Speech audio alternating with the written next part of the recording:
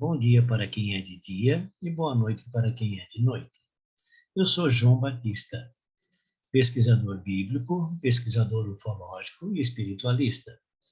E estou fazendo agora um conjunto de programas a respeito do projeto Filadélfia, em que fizeram um destroyer chamado Eldridge, de nome Eldridge, viajar no tempo por um período de 40 anos.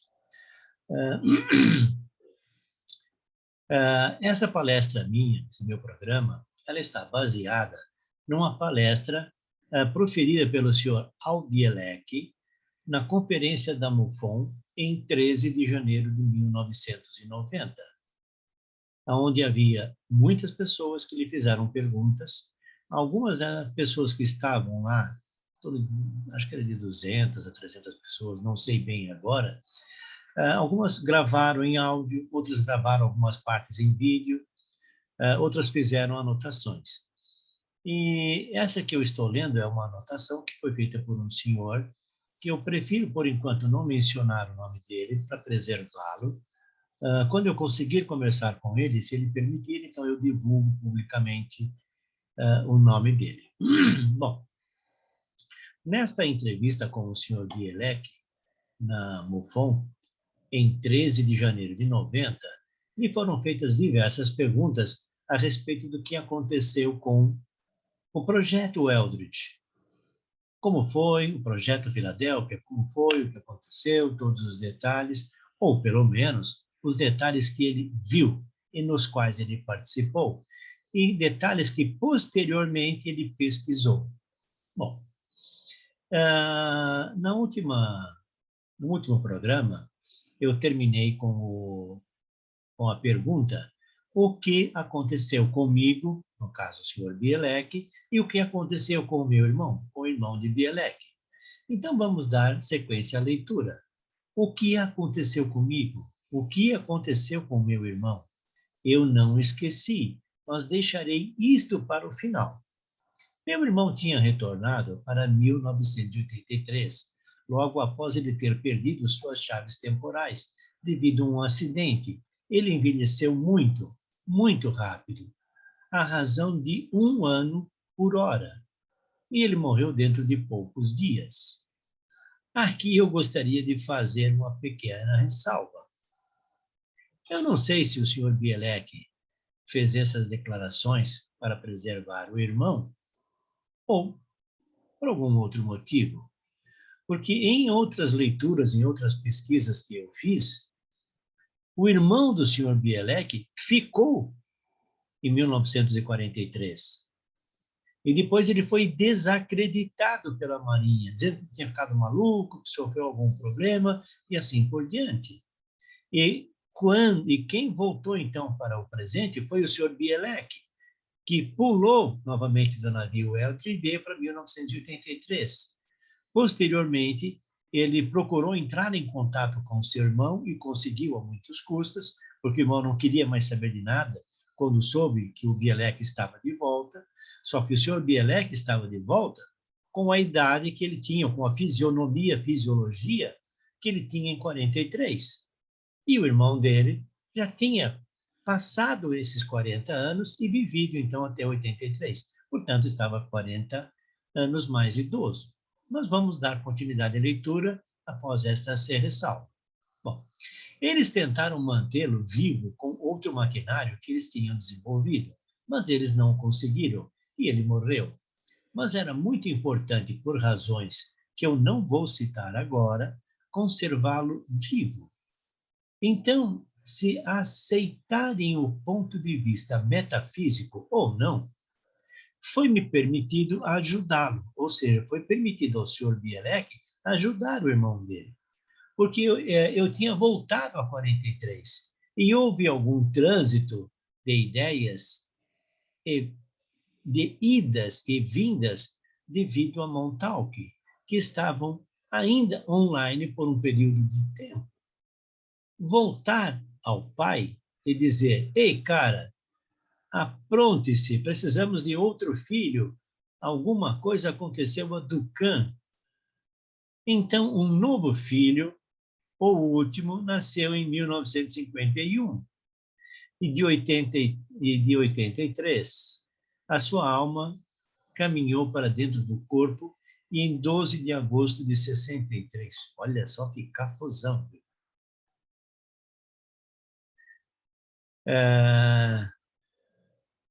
Então, aceitar um ponto de vista metafísico ou não foi me permitido ajudá-lo, porque eu tinha voltado a 43 e houve algum trânsito de idas e vindas devido a Montauk, que estavam ainda online por um período de tempo. Voltar ao pai e dizer: oi, cara, apronte-se, precisamos de outro filho, alguma coisa aconteceu a Tucã. Quer dizer que o pai de Bielete queria ter um novo filho. Então, um novo filho, o último, nasceu em 1951. E de 83, sua alma caminhou para dentro do corpo em 12 de agosto de 1963. Olha só o que aconteceu. Nasceu um novo filho em 51.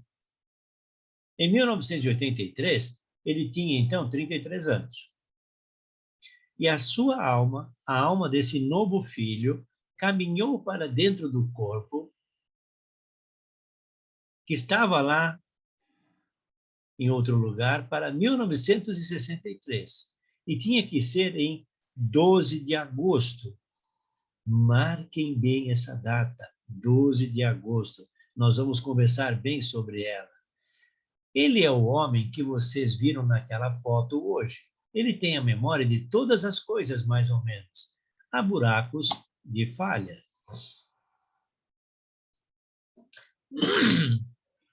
Isso é meio legal, né? Isso é meio cafuso, né? Mas é muito bonito. Eu gosto muito disto. Bom, há outro elemento envolvido nisto, do porquê os dois navios ficarem presos. Tivesse aquele experimento não sido conduzido em 12 de agosto, olha a data, 12 de agosto, marquem bem essa data. Se ele tivesse acontecido no dia 10 ou no dia 14, ou fosse o caso, em vez de agosto, em julho, consideravelmente mais cedo, ou tivesse sido adiado, digamos, para setembro, nós nunca teríamos ficado presos ao projeto Fênix. Por quê? Há um ponto fundamental envolvido aqui. Não são somente os homens que possuem biocampos, campos biológicos. Isso está muito bem documentado hoje. Eles começam no nascimento, mas o planeta Terra tem o seu próprio conjunto de biocampos. Isso foi descoberto bem recentemente, aproximadamente na última década.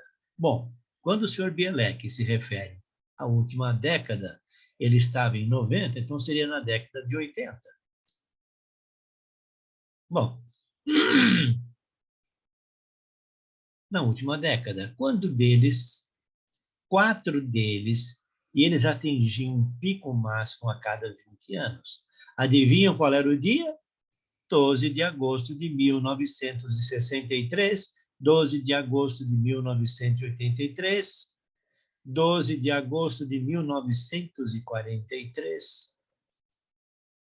Essa data, 12 de agosto, para fazer o experimento inicial em 43, foi de especial informação, algo que veio lá de cima.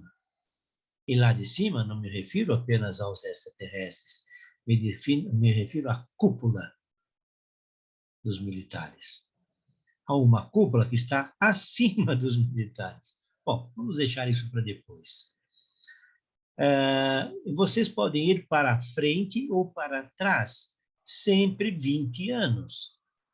Isso cria um conjunto de condições muito estranhas no planeta Terra, onde há um pico de energia, e é um pico de energias magnéticas e a capacidade de acoplamento. E foi isto que aconteceu devido à culminação das datas dos dois experimentos, em 12 de agosto. Mas não era só um experimento? Não era só o experimento Filadélfia? Vamos dar continuidade e esclarecer isto. e a sua subida ao máximo dos biocampos da Terra neste momento. As energias foram suficientes para criar no hiperespaço e o acoplamento, o que de outra maneira não teria ocorrido.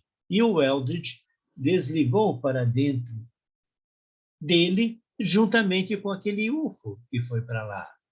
E tudo isso veio a acontecer. Isto tudo está registrado nos documentos da Marinha, nos arquivos da Marinha. Eles não os perderam. Desculpem. Eu sei que eles existem. Desculpe novamente. Eu sei de gente que teve acesso a eles. E é por isso que eu sei que eles existem. Eles não querem liberar esta história. Eles não querem que o público, até hoje, saiba quão desastroso foi aquilo. Bom, dando continuidade à leitura. Agora existe uma interessante, podemos dizer, anedota, pós-mortem desta história. William Moore, escrevendo seu livro, e a propósito, como mostrarei, houve 2 livros escritos. O primeiro foi editado em 1978, denominado Thin Air. Era uma ficção. Foi escrito por 2 pessoas que eu nunca ouvi falar, George E. Simpson e Neil R. Burger. Não temos ideia de quem são eles. Não existem créditos no livro que digam quem são os autores. É uma publicação padronizada e há muito tempo desapareceu. Cerca de um ano ou um ano e meio depois, veio um livro mais definitivo, não ficção, pelo menos não havia intenção de ser ficção, escrito por Berlitz e Moore, basicamente por William R. Moore, intitulado O Experimento Filadélfia, originalmente encadernado e depois, claro, em brochura. Ele tornou-se bastante popular. Eles venderam mais de 10 milhões de exemplares até agora. Eu não sei quem está imprimindo agora, mas é uma coedição. Então, olhe só, lá o primeiro livro, escrito por George E. Simpson e Neil R. Burger, foi uma ficção que relata uma verdade. O que nós recebemos sobre ficções, sobre literatura, sobre livros? Aqui é só uma parte. Não há alguém que escreveu um livro que era Viagem à Lua, Viagem ao Fundo do Mar, e não sei das quantas? E na Viagem à Lua, ele descreveu uma bala de canhão que foi disparada daqui, com 3 pessoas dentro, e que caiu perto do local onde pousou nosso primeiro objeto na Lua. Foi uma ficção. Alguém lá atrás escreveu alguma coisa a respeito daquele navio que afundou? Acho que uns 30 anos antes, era uma ficção? Será que todos são uma ficção? Ou todos são uma descrição do tempo futuro? Será que esses escritores têm informação privilegiada de um viajante do tempo? Ou eles são viajantes do tempo? Bom, termina aqui a minha observação. Vamos dar continuidade, então, à leitura. Bom, Moore, em sua pesquisa, nunca poderia extrair a data exata da última experiência. Ele jamais teve qualquer noção do projeto Fênix, ou do acoplamento, ou da natureza real do desastre. Ele entrevistou o Dr. von Neumann. Ele entrevistou e chamou de Dr. Reinhardt. Ou seja, mudou o nome do Sr. von Neumann para Reinhardt no livro. De um modo bastante interessante, eles também entrevistaram o Dr. Reinhardt, alguém com o mesmo nome, ou o Dr. von Neumann. Bom, ficam essas dúvidas no ar. Von Neumann não está morto. Isso lá em 1990, não sei nos dias de hoje, mas Bielek diz, von Neumann não está morto. Ele ainda está vivo nesta data. A Marinha Nesta data significa 1990, a data da palestra de Bielek a Buffon. Bom, bem, se ele tinha câncer, o que eu não sei, e se ele tinha, eles encontraram um modo e uma maneira de curá-lo. Eles o fizeram. Eles precisavam dele por perto. Eles o conservaram no projeto. Ele foi diretor do projeto Fênix até 1977, quando ele desenvolveu uma muito pronunciada personalidade separada, ou esquizofrenia, algo do tipo, a qual tornou-se pior com o tempo. E ele renunciou à sua posição como diretor do projeto. E um outro o assumiu, o Dr. Hermann C. Utermann, da Alemanha. E ele tornou-se um consultor. Ele não está morto, ele ainda vive, mas agora ele dividiu totalmente a sua personalidade e, usualmente, o alter ego, um senhor Howard E. Decker, que é bem conhecido em Nova York como um negociante de sobras eletrônicas. E a única pessoa que agora se mostra no mesmo corpo, Cafuso, né? Bom, eu passei 3 horas conversando com o senhor Howard Decker. Então eu sei que o homem está vivo, pelo menos em novembro de 1989, um ano antes da reunião da MUFON. E estas fotos foram feitas em sua casa, nesta data, e mostram bastante o mau estado. Ele se tornou, podemos dizer, um péssimo dono de casa desde que a sua esposa faleceu. Bom, é claro que eu não tenho aqui as fotos para mostrar aos senhores e às senhoras, porque quem fez essa transcrição fez apenas escrita, não preservou nenhuma foto. Mas eu vou tentar, no futuro, conseguir alguma coisa nesse sentido. Tudo bem. Dando continuidade à leitura, a coisa inteira morreu e ressurgiu em essência como Projeto Fênix. Meu irmão tinha renascido e foi enviado para 1983. Eles decidiram que não me queriam mais por perto, por quaisquer razões que fossem. Eles me encostaram uma completa lavagem cerebral, estabeleceram uma nova personalidade e lançaram-me de volta para o passado. E eu me tornei Alfred Bielek. Olha só o que esses caras fazem, hein? Eles queriam afastar o senhor Al Bielek, A.L. Bielek. Eles fizeram uma lavagem cerebral no senhor Bielek, estabeleceram uma nova personalidade, lançaram de volta para o passado e ele se tornou Alfred Bielek, com novos pais, mas uma falsa certidão de nascimento e uma completa história e cobertura pendurados juntos, e lembranças a quais podem ou não ser completamente verdadeiras, mas que, não obstante, estão aí. Fui bem doutrinado, eu não tinha mais a leve ideia de que tinha alguma vez me envolvido no experimento Filadélfia, muito menos no projeto Fênix, pelo menos alguma vez em 1986. A razão pela qual eu lembrei-me disto foi porque eu revisitei Long Island, que há muito tempo tinha deixado. Eu fui até Montauk com alguns amigos. Eventualmente, algumas das lembranças começaram a voltar. Ou seja, a lavagem cerebral que ele recebeu, com mudança de personalidade, provida pelos oficiais, não deu tão certo assim.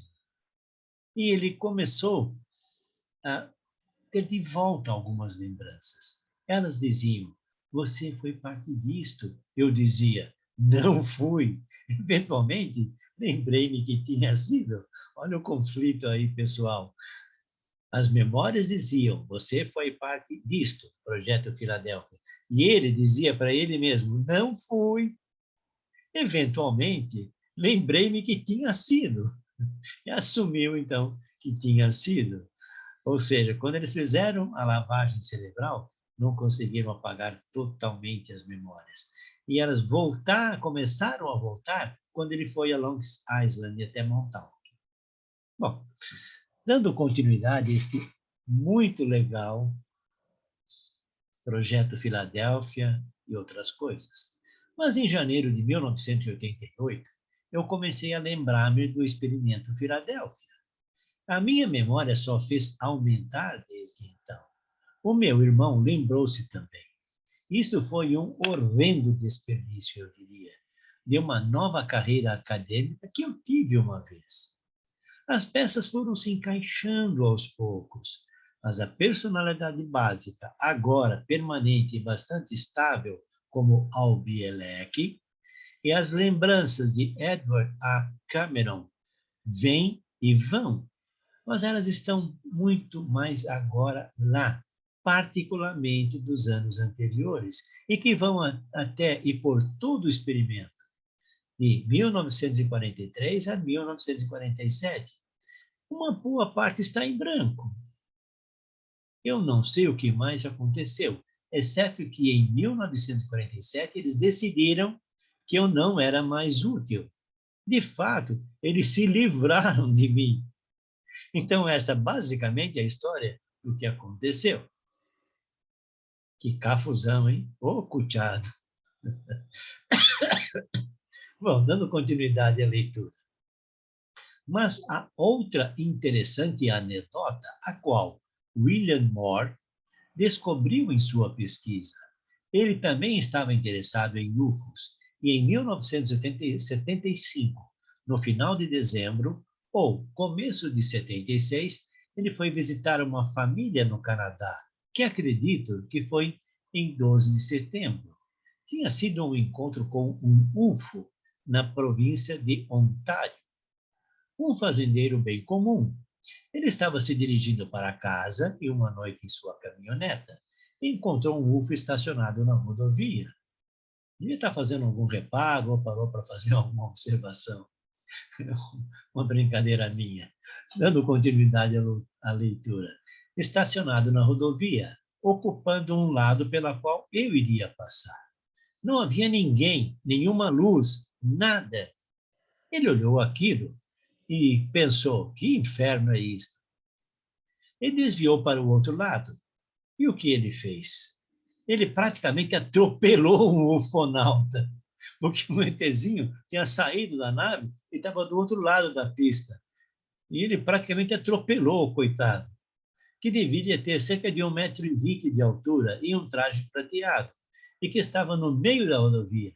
Ele pisou o freio com força, por pouco não o atingindo.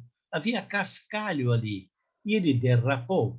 Aquele pequeno ufonauta, uma nova denominação para os nossos parentes distantes, e o que ou quem quer que fosse saltou sobre a cerca e sumiu, se escafedeu. Bom, aproximadamente no dia 12 de dezembro, de acordo com o Moore, foi nesta data. A família veio a ter um monte de aborrecimentos com os vizinhos, devido aos UFOs que continuavam aparecendo na área. Eles vinham em busca de sobreviventes e tudo mais.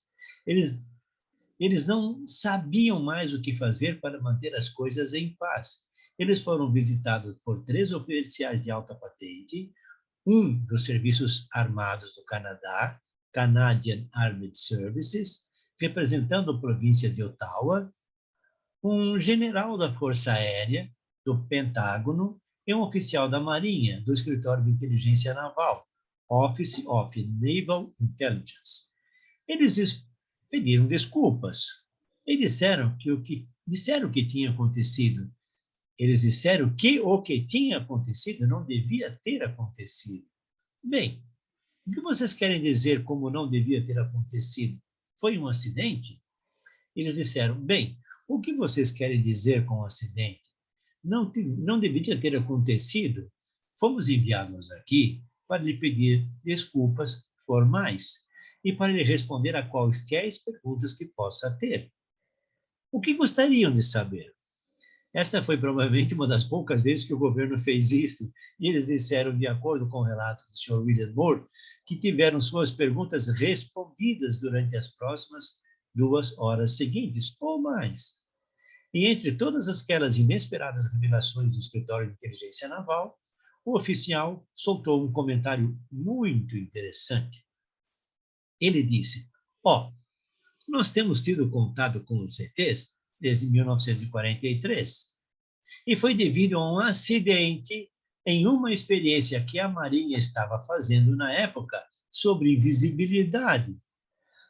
O governo americano estava tentando desmentir tudo, e esse oficial do governo disse àquele senhor, nós temos contato com os ETs desde 43.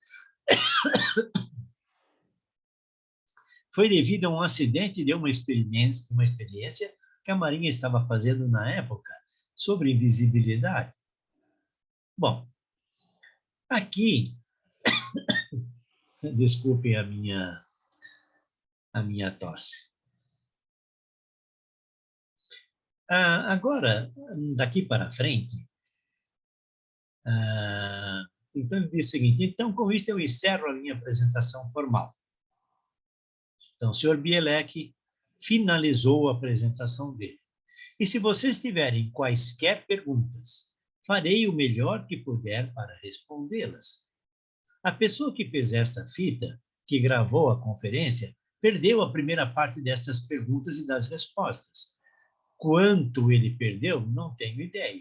Porém, o que está transcrito aqui é a partir da pergunta que ficou gravada e que não foi perdida. Bom, quanto às perguntas e às respostas, eu vou começar, então, a versar sobre elas no próximo programa. Novamente, eu não quero deixar muito extenso, então eu vou parar hoje por aqui. Então, o Sr. Bielek fez uma exposição dos acontecimentos e terminou, a partir desse momento, essa explanação. E a partir de agora, então, ele passou a responder as perguntas dos ouvintes. Bom, então, a partir desse momento, eu encerro. Eu agradeço a todos e a todas. E se gostarem desse nosso conjunto de programas sobre o Projeto Filadélfia, por favor, clique naquele breguetinho do gostei e inscrevam-se no nosso canal para que nós possamos levar aos senhores mais informações. Eu sou João Batista. Que Deus abençoe a todos e a todas. Namastê.